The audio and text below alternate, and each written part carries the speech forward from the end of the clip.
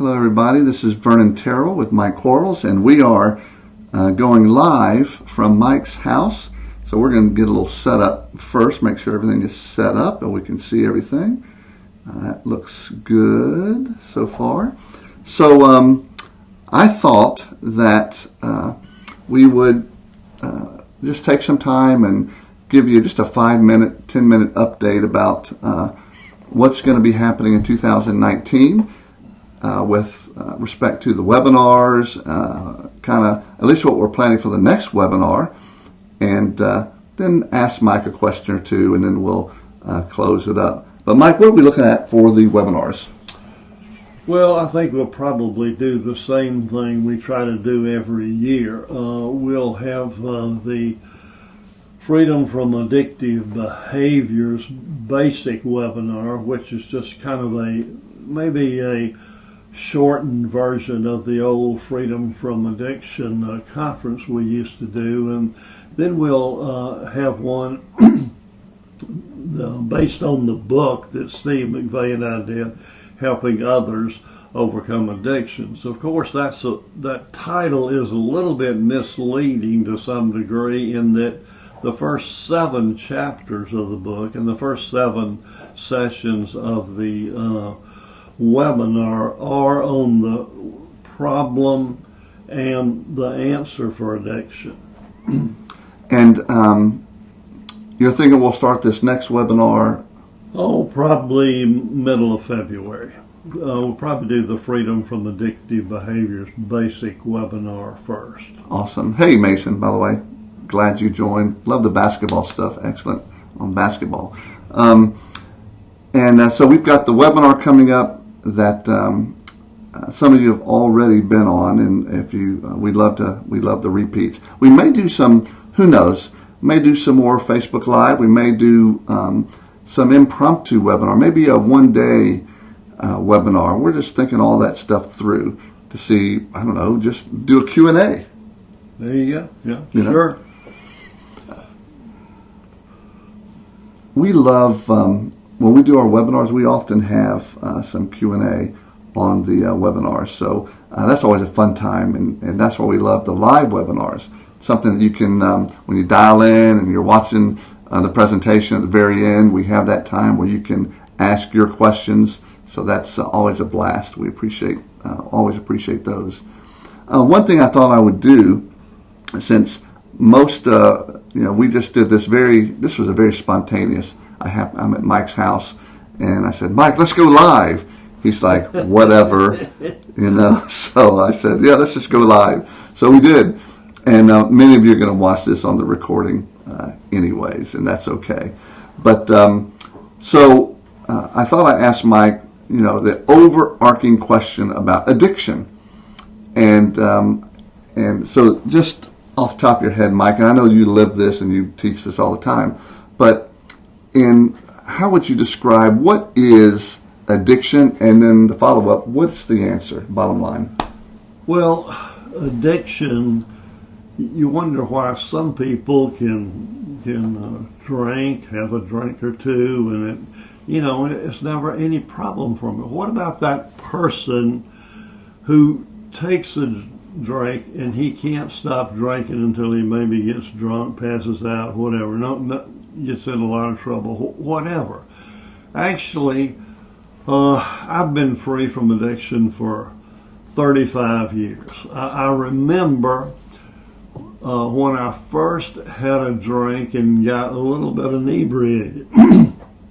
I was 16 years old, and my 2 best friends and I were graduating from high school. We thought we would, go out and celebrate. And you know what? That alcohol, that inebriation did something for me that nothing else had been able to do. I mean, the truth of the matter is, the reason a person becomes an alcoholic, becomes addicted to alcohol, to drugs, to sex, to whatever, is because their 2 basic needs in life of being loved and accepted and have worth and value are not being met. So, and like I said, that did something for me that nothing else had been able to do. I mean, I was able to feel like I was one of the guys. I got over my shyness, my being withdrawn.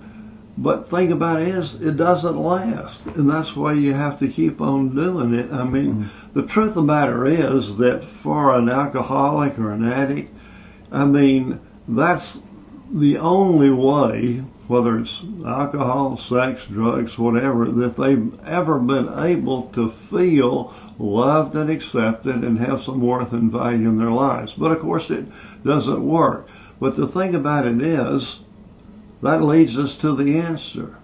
If that's the problem, if that person is addicted because it's the only way they've been able to feel loved and accepted and have worth and value, then that shows us that the answer is to know who you are in Christ, because that's the only way anyone will ever know that they're loved and accepted and have worth and value. In other words, knowing who they are in Christ is the answer. When a person understands Galatians 2:20, that they have been crucified with Christ and they no longer live, but Christ lives in them, and the life they live by the faith of the Son of God who loved them and gave himself for them. That is the answer.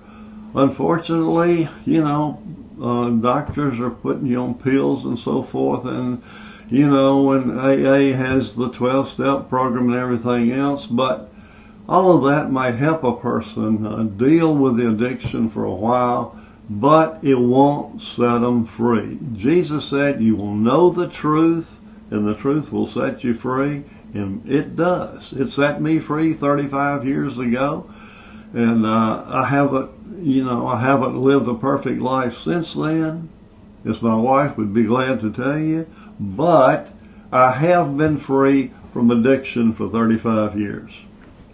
And we want you to know that although we want the cameras on us, Julia is right in earshot, and she can easily attest to what Mike just said.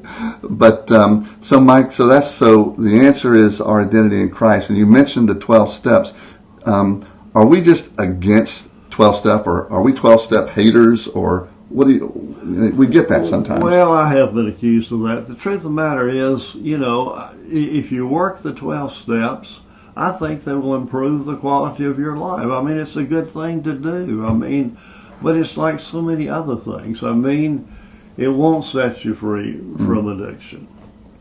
Well, we've got a lot more, and what we may have some of these. We may send an email out, ask for some questions, and have them more scheduled, not this impromptu, let's turn the camera on type of deal, but have some questions from you that we can compile and then have just a fireside. There's actually a fire right in front of us. You can't see it, but have this fireside chat to talk about addiction, talk about identity, talk about forgiveness, talk about these conflicting ideas you may hear in the world, and just have that conversation.